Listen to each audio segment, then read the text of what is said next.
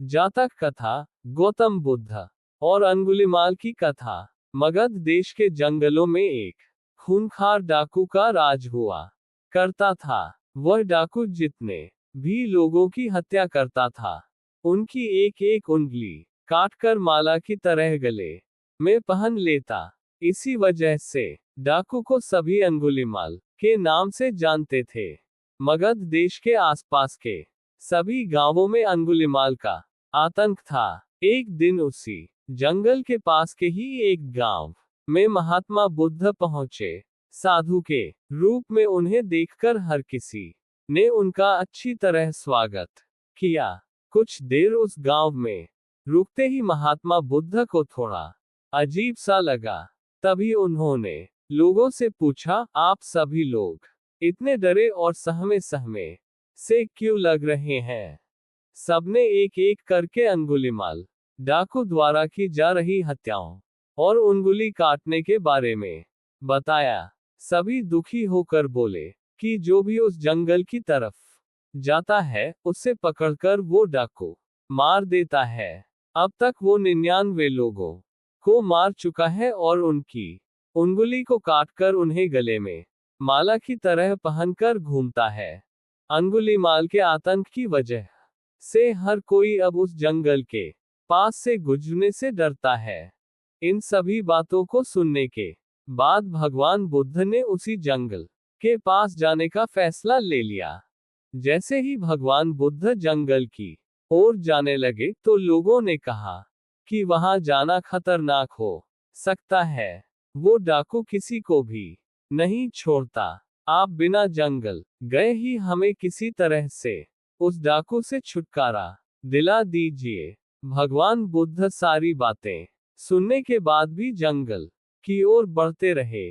कुछ ही देर में बुद्ध भगवान जंगल पहुंच गए। जंगल में महात्मा के भेष में एक अकेले व्यक्ति को देखकर अंगुलिमाल को बड़ी हैरानी हुई। उसने सोचा कि इस जंगल में लोग आने से पहले कई बार सोचते हैं, आ भी जाते हैं तो अकेले नहीं आते और डरे हुए होते हैं। ये महात्मा तो बिना किसी डर के अकेले ही जंगल में घूम रहा है। अंगुलिमाल के मन में हुआ कि अभी इसे भी खत्म करके इसकी उंगली काट लेता हूं। तभी अंगुलिमाल ने कहा, अरे, आगे की ओर बढ़ते हुए कहां जा रहा है? ठहर भी जा अब। भगवान बुद्ध ने उसकी बातों को अनसुना कर दिया।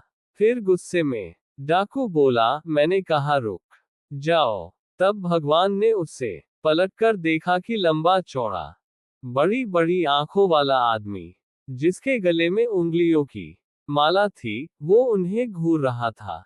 उसकी तरफ देखने के बाद बुद्ध दोबारा से चलने लगे। गुस्से में तमतमाते हुए अंगुलिमाल डाकू उनके पीछे अपनी तलवार लेकर दौड़ने लगा। डाकू जितना भी दौड़ता, लेकिन उन्हें पकड़ नहीं पाता। दौड़ दौड़ कर वो थक गया।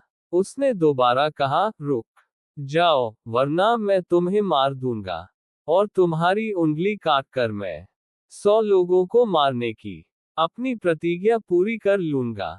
भगवान बुद्ध बोले कि तुम अपने आप को बहुत शक्तिशाली समझते हो न, तो पेड़ से कुछ पत्तियां और टहनियां तोड़कर ले आओ। अंगुलिमाल ने उनका साहस देखकर सोचा कि जैसा ये कह रहा है कर ही लेता हूं। वो थोड़ी देर में पत्तियां और टहनियां तोड़कर ले आया और कहा, ले आया मैं इन्हें। फिर बुद्ध जी कहने लगे, अब इन्हें दोबारा पेड़ से जोड़ दे। ये सुनकर अंगुलिमाल बोला, तुम कैसे महात्मा हो? तुम्हें नहीं पता कि तोड़ी हुई चीज को दोबारा नहीं जोड़ सकते हैं? भगवान बुद्ध ने कहा कि मैं यही तो तुम्हें समझाना चाहता हूं कि जब तुम्हारे पास किसी चीज को जोड़ने की ताकत नहीं है, तो तुम्हें किसी वस्तु को तोड़ने का अधिकार भी नहीं है। किसी को जीवन देने की क्षमता नहीं, तो मारने का हक भी नहीं। ये सब सुनकर अंगुलिमाल के हाथों से हथियार छूट गया। भगवान आगे बोले, तू मुझे रुक जा कह रहा था, मैं तो कब से स्थिर हूं। वो तू ही है जो स्थिर नहीं है। अंगुलिमाल बोला, मैं तो एक जगह पर खड़ा हूं, तो कैसे अस्थिर हुआ और आप तब से चल रहे हैं। बुद्ध भगवान बोले, मैं लोगों को क्षमा करके स्थिर हूं और तू हर किसी के पीछे उसकी हत्या करते हुए भागने की वजह से अस्थिर है। ये सब कुछ सुनकर अंगुलिमाल डाकू की आंखें खुल गईं और उसने कहा, आज के बाद से मैं कोई अधर्म वाला कार्य नहीं करूंगा। रोते हुए अंगुलिमाल डाकू भगवान बुद्ध के चरणों पर गिर गया। उसी दिन अंगुलिमाल ने बुराई का रास्ता